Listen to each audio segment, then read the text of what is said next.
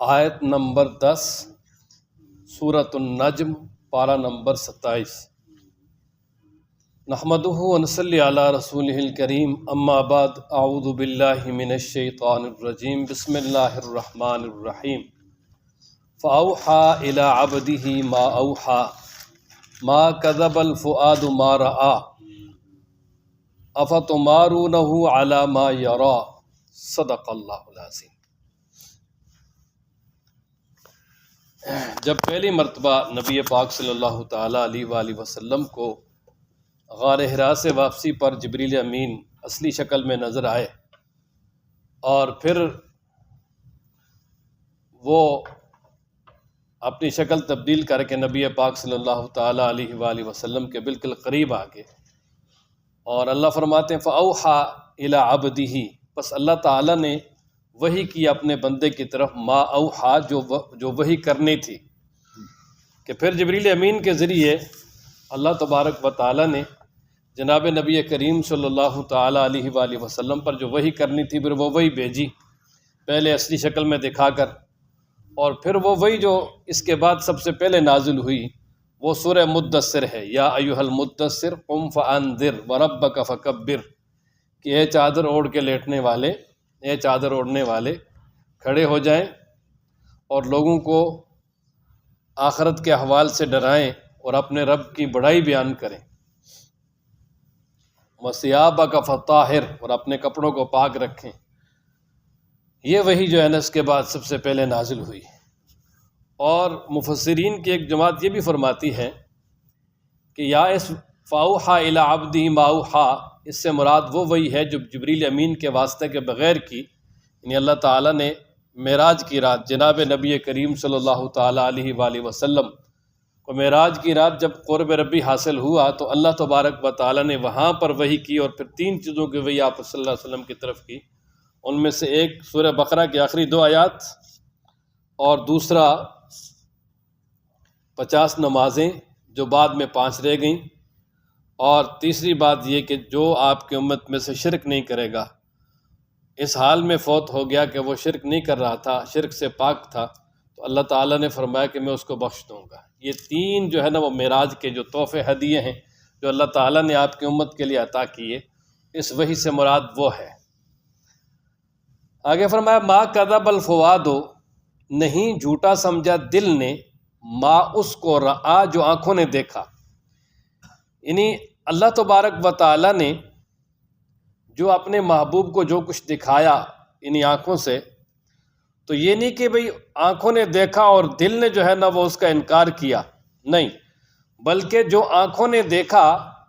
دل نے اس کی مکمل تائید کی، اور مکمل طور پہ جو ہے نا وہ دل اس کے ساتھ تھا، یعنی دل نے جو ہے نا وہ مکمل طور پہ اس آنکھوں دیکھے کی تائید کی اور اس کو صحیح اور سچا سمجھا۔ اور اس سے مراد جو ہے نا وہ چیزیں ہیں کہ جو نبی پاک صلی اللہ تعالیٰ علیہ وآلہ وسلم کو اللہ تعالیٰ نے معراج کی رات دکھائیں، یعنی وہ معراج کی رات میں جو بھی چیزیں اللہ تبارک و تعالیٰ نے آپ صلی اللہ علیہ وسلم کو دکھائی ہیں، ان کے دیکھنے میں کوئی غلطی نہیں تھی، بلکہ صحیح طریقے سے بڑے آرام سے آپ صلی اللہ علیہ وسلم کو دیکھا، مطلب جنت دکھائی، دوزخ کے کچھ عذابات دکھائے، اور سدرۃ المنتہا دکھایا، اور پھر اسی طرح 7 آسمان دکھائے وغیرہ، اور اسی طرح پھر وہ ظریف اقلام، قلموں کے چلنے کی آوازیں، اور بہت ساری چیزیں جو اللہ تبارک و تعالیٰ نے اپنے محبوب کو دکھانی تھی اس رات میں وہ دکھائیں، اور ان چیزوں کا آپ صلی اللہ علیہ وسلم نے مشاہدہ کیا، اور مشاہدہ میں جو ہے نا وہ کسی قسم کا کوئی شک و شبہ یہ نہیں تھا، بلکہ جو آنکھوں نے دیکھا دل نے اس کی مکمل طور پہ تصدیق کی۔ اس لیے کہ جو معراج کے پہ لے جانے کے جو اغراض ہیں ان میں سے مین غرض اللہ تعالیٰ نے خود بیان فرمائی، لِنُرِيَهُ مِنْ آیَاتِنَا، تاکہ ہم ان کو اپنی نشانیاں دکھائیں، اپنی آیات دکھائیں۔ آگے اللہ تعالیٰ فرماتے ہیں اَفَتُمَارُونَهُ، کیا تم شک کا جھگڑا کرتے ہو اس کے ساتھ، اعلیٰ اس بات پر ما یرا، جو انہوں نے آنکھوں سے دیکھا، یعنی اللہ تبارک و تعالیٰ منکرین سے خطاب فرما رہے ہیں، یعنی مشرکین مکہ سے، کہ جو معراج کے بالکل منکر تھے، کہ جب نبی پاک صلی اللہ علیہ وسلم معراج کر کے آئے بتایا تو وہ کہنے لگے جی یہ کیسے ہو سکتا ہے کہ ایک رات میں ایک شخص جائے اور پھر بیت المقدس بھی جائے، پھر 7 آسمانوں سے اوپر جائے، پھر واپس آئے، یہ تو ہو ہی نہیں سکتا۔ اور پھر اس موقع پر حضرت ابوبکر صدیق رضی اللہ تعالیٰ عنہ کے پاس آئے، کہنے لگے جی دیکھو آپ کا ساتھی یہ کہہ رہا ہے، آپ اس کی بھی تصدیق کریں گے؟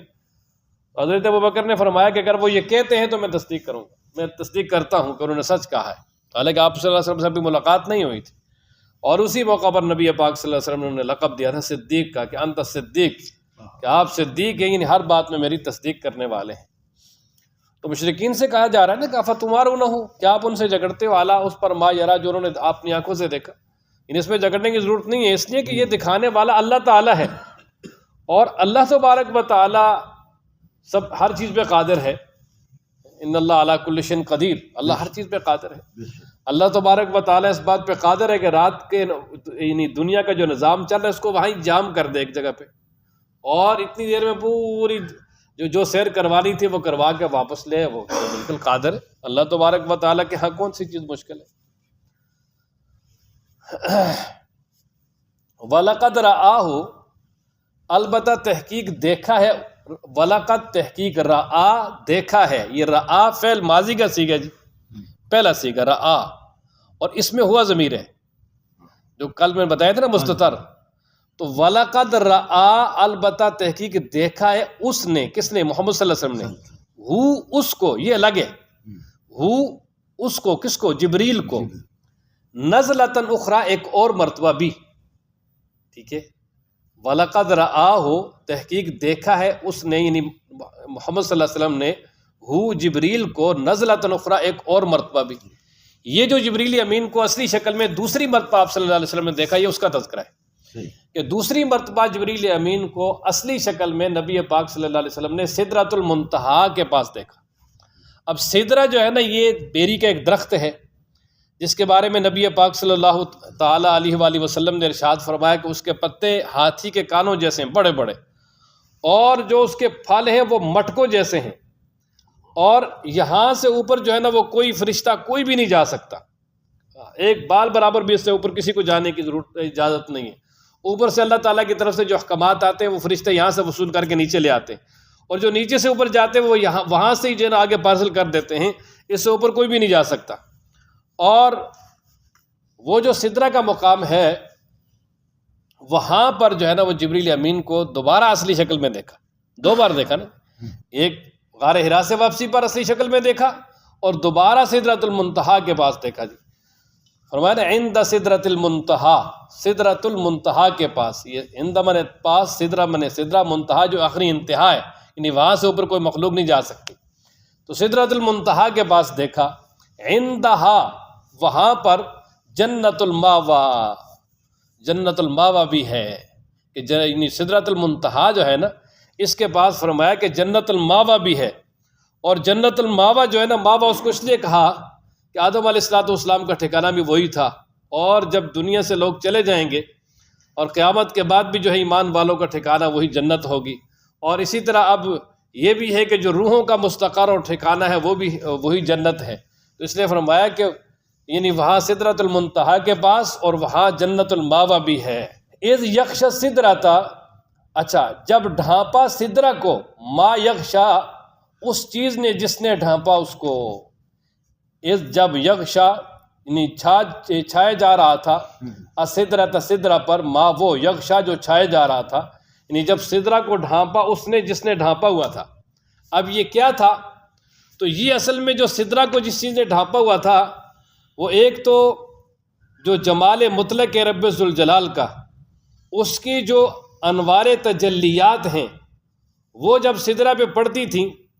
تو فرشتے جو ہے نا وہ دیوانہ وار اس پہ گرتے تھے پتنگوں کی طرح، یعنی سونے کی تتلیوں کی مانت، اور انہوں نے جو ہے نا وہ اس کو ڈھانپا ہوا تھا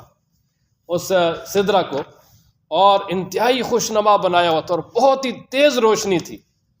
اور اس پہ اللہ فرماتے ہیں ما زاغ البصر، کہ نہیں چکرائی یعنی پیغمبر کی جو آنکھ، وما طغا اور نہ حد سے بڑی۔ اصل میں یہ ہے کہ جب بہت زیادہ تیز روشنی ہو نا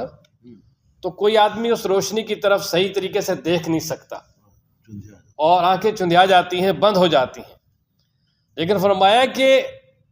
سدرۃ المنتہا کی جو چمک ہے اور جو انوارات ہیں، جو روشنی ہے،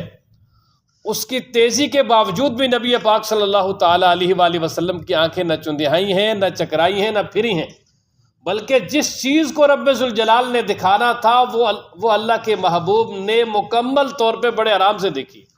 اس کے دیکھنے میں کوئی کسی قسم کا شبہ یا کوئی کسی قسم کی کمی نہیں چھوڑی۔ ایک اور وما طغا، اور نہ وہ حد سے بڑی۔ اب وما طغا، حد سے بڑھنے کا مطلب یہ نہیں جو چیز نہیں دکھانی تھی وہ نہیں دیکھی، جہاں تک وہ نظر جو چیز دکھانی تھی بس نظر وہاں تک ہی پڑی ہے، اور بڑی ادب کے ساتھ باادب ہو کر جو چیز دکھانی تھی اسی پہ نظر پڑی ہے۔ وَلَقَدْ رَأَىٰ، اور تحقیق دیکھا ہے انہوں نے، من آیات ربہ الکبریٰ، اپنے رب کی بڑی بڑی نشانیوں کو، کہ معراج کی رات اللہ تبارک و تعالیٰ نے فرمایا لِنُرِيَهُ مِنْ آیاتنا، تاکہ ہم انہیں اپنی نشانیاں دکھائیں۔ تو اللہ تبارک و تعالیٰ کی بڑی بڑی نشانیاں جناب نبی کریم صلی اللہ تعالیٰ علیہ وآلہ وسلم نے اپنے جسد عنصری کے ساتھ، اپنی جو یہ آنکھیں ہیں، روح مال جسد، اس کے ساتھ جو ہے نا ان چیزوں کا مشاہدہ کیا۔ اس میں وہی جبریل امین کو اصلی شکل میں دیکھا، سدرۃ المنتہا، اور پھر ظریف الاقلام، اور پھر ساتوں آسمان، بیت المعمور، اور پھر بیت المقدس میں انبیاء علیہ والسلام کی زیارت، اور اسی طرح جنت کا نظارہ وغیرہ۔ یہ ساری چیزیں جو اللہ تعالیٰ نے آپ صلی اللہ علیہ وسلم کو دکھائیں، تو یہ اللہ کی بڑی بڑی نشانیاں تھی قدرت کی، یہ بڑی نشانیاں اللہ تبارک و تعالیٰ نے اپنے محبوب کو وہاں پر دکھائیں۔ اب یہاں تک جو تھا نا وہ اس میں جبریل امین کی کچھ صفات، جناب نبی کریم صلی اللہ تعالیٰ علیہ وآلہ وسلم کے فضائل اور جبریل کے ساتھ ملاقات، اور قرآن و مجید کی حقانیت، اس کو بیان کیا۔ اب اس کے بعد آگے جو سورہ مبارکہ کا مرکزی مضمون ہے کہ مشرکین نے جو اللہ تبارک و تعالیٰ کے ساتھ شرک کے لیے اپنے معبودان باطلہ بنا رکھے تھے، آگے اس کی تردید ہے کہ بھئی اللہ تبارک و تعالیٰ کو پکارا جائے، رب ذوالجلال یہ سب کچھ کرنے والے ہیں، اللہ کے ساتھ کوئی شریک نہیں۔ آگے اس چیز کو بیان فرمایا، چنانچہ اللہ تعالیٰ ارشاد فرماتے ہیں افرأیتم اللات والعزی ومناۃ الثالثۃ الاخری، کیا بھلا آپ نے دیکھا ہے لات کو اور عزیٰ کو اور منات کو، جو کہ یعنی اور تیسری جو منات کو بھی، جو کہ یعنی تیسرے نمبر پر ہے، اس کو بھی دیکھا ہے؟ تو اصل میں یہ جو تین بت ہیں بڑے مشہور تھے مشرکین کے، ان میں سے جو لات ہے، لات یہ دو طرح پہ اس کو پڑھا گیا۔ ایک تو پڑھا گیا لاتا، لام الف لاتا، تو یہ لوا سے ہے، اس کا معنی ہے گھومنا، لپٹنا، اور یہ جو ہے نا وہ طائف والوں کا اور بنو ثقیف کا یعنی محبوب تھا، وہ زیادہ اس کے دلدادہ تھے اور زیادہ وہ اس کے معتقد تھے، اور اس کا لات اس لیے کہتے تھے کہ یہ ایسا بت تھا کہ مشرکین اس کے پاس جاتے، اس کا طواف بھی کرتے تھے، اور وہاں اس کے پاس جو ہے نا وہ اعتکاف بھی کرتے تھے اس کی عبادت کے لیے، اس لیے اس کو لات کہا گیا ہے۔ اور دوسرا اس میں لغت ہے لاتا، یہ لات تا مشدد تا، پھر یہ لتا، یہ لت سے ہوگا، اس کا معنی یہ اس میں فاعل کا صیغہ ہوگا، اس کا معنی ہوگا یعنی گھولنے والا۔ تو لات کو بھی لات اس لیے کہتے ہیں کہ یہ ایک شخص تھا جو کہ حاجیوں کو ستو وغیرہ یعنی گھول کے پلاتا تھا اور بڑی خدمت کرتا تھا۔ جب وہ مر گیا تو لوگ اس سے بڑی محبت کرتے تھے، اسی کا ہم شکل بت بنا کے انہوں نے وہاں نصب کر دیا تھا اور اس کی پوجا کرتے تھے، اس لیے اس کا نام جو ہے نا وہ کیا ہے جی، لات پڑ گیا۔ اور مشرکین کے ہاں یہ بڑا معزز سمجھا جاتا تھا اور اس کا بڑا نام تھا، لیکن جناب نبی کریم صلی اللہ تعالیٰ علیہ وآلہ وسلم نے فتح مکہ کے موقع پر حضرت مغیرہ بن شعبہ اور حضرت ابو سفیان رضی اللہ تعالیٰ عنہما، ان دونوں حضرات کو بھیجا اور انہوں نے جا کر اس کا خاتمہ کیا، اس بت کو بھی توڑا اور پھر اس کے ارد گرد جو بھی انہوں نے آستانے وغیرہ بنائے ہوئے تھے ان تمام کا خاتمہ کیا، بلڈوز کر دیا انہیں اس کو۔ اور دوسرا عزیٰ یہ قریش اور بنو کنانہ کا معبود تھا، اور یہ مکہ کے قریب وادی نخلہ میں یہ بت رکھا گیا تھا، بلکہ وادی نخلہ میں 3 درخت تھے کیکر کے 3 درخت تھے، اور ان 3 درختوں میں ایک جننی تھی، جن مادہ جننی، وہ وہاں موجود تھی، اور یہ لوگ جب جاتے اور وہاں اس جننی کو یعنی مخاطب کرتے، وہ باقاعدہ لوگوں کے ساتھ بات کرتی تھی. تو جب وہ لوگوں کے ساتھ بات کرتی تو لوگوں کا اعتقاد اور مضبوط ہو جاتا کہ بھائی واقعتاً یہ الہ و معبود ہے، اور اس کے یعنی بہت زیادہ وہ پوجا کرتے تھے، اس کی عبادت کرتے تھے. لوگ جو ہے نا اس کو بڑا معزز سمجھتے تھے. اس کے چڑھاوے چڑھانا اور پھر اس کے ارد گرد گھومنا، یہ یعنی مشرکین مکہ کا مشغلہ تھا. جب فتح مکہ ہوا تو جناب نبی کریم صلی اللہ تعالی علیہ وآلہ وسلم نے حضرت سیدنا خالد بن ولید رضی اللہ تعالیٰ عنہ کو بھیجا. ان کے ساتھ کچھ لوگ بھی بھیجے، فرمایا جاؤ جا کے ان درختوں کو کاٹو اور اس کا خاتمہ کرو، جو بھی وہ شرک کاٹا بنا ہوا ہے. تو انہوں نے وہ گئے درخت وغیرہ کاٹے، واپس آئے، فرمایا کچھ نظر بھی آیا؟ فرمایا جی نظر تو کچھ نہیں آیا. فرمایا نہیں ابھی کام باقی ہے، دوبارہ جاؤ. اور پھر وہ دوبارہ گئے، اور جب اس کو یعنی مکمل طور پہ درختوں کو نکالا، کھودا، تو وہاں سے پھر وہ جنی برآمد ہوئی، چڑیل، اور پھر اس کو بھی قتل کیا وہاں پر، اور عزا کا بھی خاتمہ ہو گیا. حضرت خالد بن ولید رضی اللہ تعالیٰ عنہ کے اشعار بڑے مشہور ہیں. وہ کہتے ہیں ولا عزا ادین ولا ابنتیہا، وہ کہتے ہیں نہ میں عزا کی مانتا ہوں اور نہ جو اس کے دونوں بیٹیاں ہیں یہ منات وغیرہ، نہ ان سے ڈرتا ہوں. کہتے ہیں جس وقت ہماری عقل بڑی کمزور تھی اس وقت ہم ان سے ڈرتے تھے اور ہم ان سے بہت زیادہ ڈرتے تھے، لیکن اب ہماری عقل کامل ہو گئی، اللہ نے ہمیں ایمان دے دیا، میں ان سے نہیں ڈرتا. اور یہ اشعار پڑھتے گئے اور پھر ان کا خاتمہ کر دیا. اب تیسرا تھا جی منات الثالثۃ الاخری، ایک اور جو تیسرا منات، یہ مکہ مکرمہ سے جو ہے نا وہ کافی دور تھا، اور بحر احمر کے کنارے پر قدید مقام پر مدینہ کے راستے میں. اور یہ جو مدینہ منورہ میں دو قبیلے تھے نا جی، اوس اور خزرج، جو بعد میں نبی پاک صلی اللہ علیہ وسلم کے انصار بنے، یہ ان کا معبود تھا، اور بنو کنانا کا. وہ مل کے سارے اس کے بڑی پوجا کرتے تھے اور بڑے اس کے جو ہے معتقد تھے. جب حج سے لوگ فارغ ہوتے، حج بیت اللہ کا حج تو یہ طواف وغیرہ تو ابراہیم علیہ السلام کے زمانے سے کرتے تھے، اور جب اس کے طواف سے فارغ ہوتے تو پھر سیدھے جو ہے نا وہ وہاں پر جاتے، مشرکین لبیک لبیک کہتے ہوئے، اور پھر وہاں جا کر جو ہے نا وہ اس کا طواف بھی کرتے، اور پھر جو بھی انہوں نے اپنی نعوذ باللہ پوجا پاٹ بنائی ہوئی تھی وہ کرتے. اور ساتھ انہوں نے وہاں پر بہت سارے جو وہ آستانے بنائے ہوئے تھے، وہاں پر لے کر اس کے نام کے جانور بھی ذبح کرتے تھے. اور جب اللہ تبارک و تعالیٰ نے اسلام کو عزت دی، فتح مکہ ہو گیا، تو جناب نبی کریم صلی اللہ تعالیٰ علیہ وآلہ وسلم نے شیر خدا حضرت علی المرتضیٰ رضی اللہ تعالیٰ عنہ کو بھیجا، اور انہوں نے اس پورے جو ہے نا وہ جو شرک کا اڈا بنا ہوا تھا اس کا مکمل طور پہ خاتمہ کیا. اور ایسا خاتمہ کیا کہ اس کے بعد ہمیشہ ہمیشہ کے لیے جو ہے نا وہ وہاں سے شرک کا خاتمہ ہو گیا. تو یہ ان کا تذکرہ ہے. اللہ تعالیٰ فرماتے ہیں کہ کیا تم نے لات، عزا اور جو تیسرا منات ہے اس کو بھی دیکھا ہے، یعنی ان کے دیکھا ہے، یعنی مطلب یہ کہ آپ نے ان کے بارے میں بھی سوچا ہے کہ کیا وہ بھی الہ ہو سکتے ہیں؟ نہیں، بالکل بھی الہ نہیں ہو سکتے. وہ تو یعنی خود جو ہے نا وہ محتاج ہیں، وہ کسی کو کیا دیں گے. الکم الذکر ولہ الانثی. اب آگے مشرکین کے ایک اور گھٹیا سوچ اس کو بیان فرمایا. مشرکین دو ظلم کرتے تھے، ایک تو یہ کہ وہ اللہ تبارک و تعالیٰ کے ساتھ شریک بھی کرتے اور اللہ تعالیٰ کی اولاد مانتے تھے، اور دوسرا یہ کہ وہ یہ کہتے تھے کہ بھئی اللہ تبارک و تعالیٰ کی اولاد یعنی یہ فرشتے اللہ کی بیٹیاں ہیں. اور یہ جو لات، منات، عزا، ان کے بھی مؤنث نام رکھے ہوئے تھے نا لڑکیوں والے، نعوذ باللہ وہ بھی کہتے تھے یہ بھی گویا اللہ کی بیٹیاں ہیں. تو اللہ تبارک و تعالیٰ فرماتے ہیں کہ وہ ایسے ظالم اور گھٹیا ہیں کہ خود اپنے لیے تو بیٹے پسند کرتے ہیں اور اللہ کے لیے بیٹیاں، حالانکہ نہ اللہ کا کوئی بیٹا ہے نہ بیٹی ہے، اللہ تو ان سے پاک ہے. لیکن کم از کم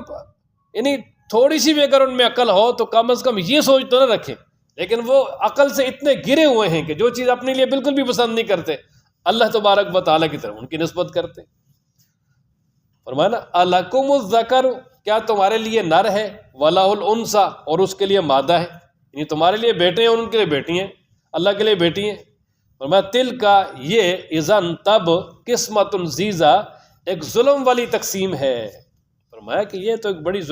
ظالمانہ تقسیم ہے کہ اپنے لیے کیا پسند کر رہے ہو اور اللہ کے لیے کس کو منسوب کر رہے ہو. باقی یہ کہ اللہ تبارک و تعالیٰ ہر طرح کی اولاد سے ہے ہی پاک ہے، نہ اللہ کا کوئی شریک ہے نہ اللہ کی کوئی اولاد ہے۔ اولاد کے لیے ہم جنس ہونا ضروری ہے، تو اللہ تعالیٰ کا ہم جنس کوئی ہے ہی نہیں۔ ان ہی الا اسماء سمیتموها انتم وآباؤکم۔ اب آگے اللہ تعالیٰ ان کے شرک کی تردید میں یہ جو لات منات عزا اور فرشتوں کو جو اللہ کی بیٹیاں قرار دیتے تھے، دیگر جو انہوں نے ہزاروں بت بنائے ہوئے تھے اور ان کے مختلف نام رکھے ہوئے تھے، اللہ تبارک و تعالیٰ فرماتے ہیں کہ یہ کچھ نام ہے جو تم نے رکھے ہوئے ہیں، کسی کو لات کہتے ہو، کسی کو منات کہتے ہو، کسی کو عزا کہتے ہو، کسی کو حبل کہتے ہو، فرمایا کہ ان کی کوئی بھی حقیقت نہیں ہے۔ اللہ تبارک و تعالیٰ نے ان کے بارے میں کوئی سند اور دلیل نازل نہیں کی، یعنی جو تم ان کی پوجا پاٹ کرتے ہو ان کی تمہارے پاس کوئی دلیل ہے ہی نہیں، کیونکہ اللہ تبارک و تعالیٰ نے تو شرک کی کوئی دلیل نازل ہی نہیں کی۔ اگر تمہارے پاس کوئی دلیل ہے عقلی تو لاؤ، کوئی منقولی دلیل ہے وہ بھی لے کر آؤ، کچھ بھی نہیں ہے۔ فرمایا صرف ایک گمان اور اٹکل اور ایک تخمینہ وہ لگا رہے ہیں بس، اس کے علاوہ اور دوسرا یہ کہ خواہش نفس ہے ان کی، اس کے علاوہ فرمایا تیسری کوئی بھی چیز نہیں، ان کے پاس کوئی بھی دلیل نہیں ہے۔ اور حالانکہ ان کے پاس جناب نبی کریم صلی اللہ علیہ وسلم ہدایت لے کر آگے ہیں جس میں مکمل طور پہ اس کی تردید ہے، یعنی ان کی تردید تو ہے لیکن ان کے بارے میں کوئی سند اور دلیل فرمایا وہ کوئی بھی نہیں۔ فرمایا نا ان ہیا، یہ ان کے بعد اللہ آ جائے تو یہ نہیں کے معنی میں، نفی کے معنی میں ہوتا ہے۔ ان ہیا نہیں ہے یہ الا مگر اسماء چند نام، سمیتموہا انتم جن کو تم نے رکھ لیا ہے، وآباؤکم اور تمہارے آباء و اجداد نے رکھ لیا ہے، ما انزل اللہ بہا من سلطان نہیں اتارا اللہ تعالیٰ نے ان کے بارے میں کوئی بھی سند اور دلیل، کہ نہیں اتاری اللہ تعالیٰ نے ان کے بارے میں کوئی سند اور دلیل۔ ان یتبعون وہ نہیں پیروی کرتے الا الظن مگر اپنے گمان اور اٹکل کی، وما اور اس کی تہوی الانفس جو ان کے نفس خواہش کرتے ہیں، وما اور اس کی تہوی جو خواہش کرتے ہیں، الانفس ان کے نفس، یعنی وہ نفسانی خواہشات کی پیروی کرتے ہیں بس۔ وَلَقَدْ جَاءَهُم مِّن رَبِّهِمُ الْهُدَىٰ تحقیق آ گئی ہے ان کے پاس ان کے رب کی طرف سے ہدایت ہے۔ وَلَقَدْ تحقیق پکی بات ہے، جاء آ گئی ہے ہم ان کے پاس من ربہم ان کے رب کی طرف سے الہدا ہدایت، کہ جو اللہ تبارک و تعالیٰ کی طرف سے ہدایت آ گئی ہے قرآن و مجید کی شکل میں، وہ اس کو مانے اور اس کو چھوڑ کر وہ جو ہے نا وہ شرک کے پیچھے پڑے ہوئے ہیں جس کی اللہ تبارک و تعالیٰ نے قطعی طور پہ اجازت ہی نہیں دی۔ ام للانسان ما تمنا، اچھا یہ گرامر کے اعتبار سے ام منقطع ہے اور یہ استفہام انکار کے لیے ہے، یعنی اللہ تبارک و تعالیٰ فرماتے ہیں کہ کیا انسان کے لیے وہ کچھ ہو جس کی وہ تمنا کرتا ہے، یعنی فرمایا کہ استفہام انکاری کا مطلب یہ ہے کہ یہ ہو ہی نہیں سکتا کہ جس چیز کی بھی انسان تمنا کرے خواہش کرے اور وہ ہو جائے اور اس کو مل جائے، یعنی ہر چیز اس کی خواہش کے مطابق مل جائے۔ کیونکہ اصل میں مشرکین کا سب سے بڑا مسئلہ یہ تھا نا، وہ یہ کہتے تھے بھائی معبود اور الہ ایسا ہونا چاہیے جو کوئی پابندی نہ لگائے، کھلے چھوڑے، ہمیں جو مرضی ہم کریں، جو ہمارے دل میں آئے وہ کریں، ہمیں آزادی ہو۔ اور آج بھی جو شرک یا اس طرح کی چیزوں کے دل دادا ہیں وہ ان کی کوئی حد نہیں ہوتی، وہ دن بدن جو ہے نا وہ آگے بڑھتے جاتے ہیں۔ تو اسی طرح مشرکین مکہ کی جو ہے نا وہ یہ خواہش تھی کہ جو ہمارے دل میں آئے بس وہ ہمارا مذہب ہے اور اسی پہ ہم چلیں، اور انہوں نے یہ جو معبودان بنائے ہوئے تھے یہ بھی اپنی خواہش کے مطابق بنائے ہوئے تھے۔ تو اللہ تبارک و تعالیٰ سوال کر رہے ہیں کہ ام للانسان ما تمنا، کیا انسان کے لیے وہی کچھ ہے جس کی اس نے تمنا کی، یعنی انسان جیسی بھی تمنا کرے کیا وہ اس کو مل جاتی ہے؟ فرمایا نہیں، ایسا نہیں ہو سکتا، یہ اللہ کا قانون ہی نہیں ہے۔ اصل میں اللہ تبارک و تعالیٰ نے تو یہاں خواہشات کو دبانے کا حکم دیا ہے، فَأَمَّا مَنْ خَافَ مَقَامَ رَبِّهِ وَنَهَا النَّفْسَ عَنِ الْهَوَىٰ، کہ جو اللہ کے سامنے کھڑا ہونے سے ڈر گئے اور اپنے نفس کو خواہشات سے روک لیا تو جنت اس کی ہے۔ یہاں تو خواہشات سے روکنے کا حکم ہے، اللہ تبارک و تعالیٰ کی بات ماننے کا حکم ہے، اور وہ جو بات ان کے خواہش میں آتی ہے وہ کرتے ہیں، اور کیا سمجھتے ہیں کہ جو یہ اللہ تعالیٰ اس کی ہمیں اجازت دے دیں گے اور اللہ تبارک و تعالیٰ کی طرف سے اس کی ہمیں مکمل طور پہ چھوٹ مل جائے گی، اور میں کبھی بھی ایسا نہیں ہو سکتا۔ کیوں؟ فَلِلَّهِ الْآخِرَةُ وَالْأُولَىٰ، بس اللہ ہی کے لیے ہے آخرت اور دنیا، کہ دنیا آخرت یہ اللہ کے قبضے میں ہے اور اللہ تبارک و تعالیٰ ہی کی تخلیق ہے۔ تو جب یہ دنیا اور آخرت اللہ کے قبضے میں ہے تو پھر اللہ تبارک و تعالیٰ کے فیصلے کے خلاف، یعنی یہ کیسے ہو سکتا ہے کہ کسی کی آرزو پوری ہو جائے؟ اور وہ اللہ کے فیصلے کے خلاف اپنی جو ہے نا وہ مرضی کے معبود بنا لے اور وہ ان کی پوجا کرتا رہے اور پھر بھی وہ کامیاب ہو، فرمائے یہ نہیں ہو سکتا۔ اس لیے کہ دنیا آخرت کس کے قبضے میں؟ اللہ کے قبضے میں ہے، اللہ ہی نے ان کو پیدا کیا ہے، تو جب اللہ ہی کی ہے تو یہاں نظام اور مکمل کنٹرول بھی اللہ ہی کا ہوگا، ہر کسی کی خواہش جانی پوری کی جائے گی۔ اللہ تعالی ہم سب کو قرآن پڑھنے، سمجھنے، عمل کرنے کی توفیق عطا فرمائے۔ تو یہ مرکزی مضمون تھا، مشرکین کے 3 بت جو بڑے انہوں نے بنا کے رکھے ہوئے تھے ان کی واضح طور پہ یہاں تردید کی۔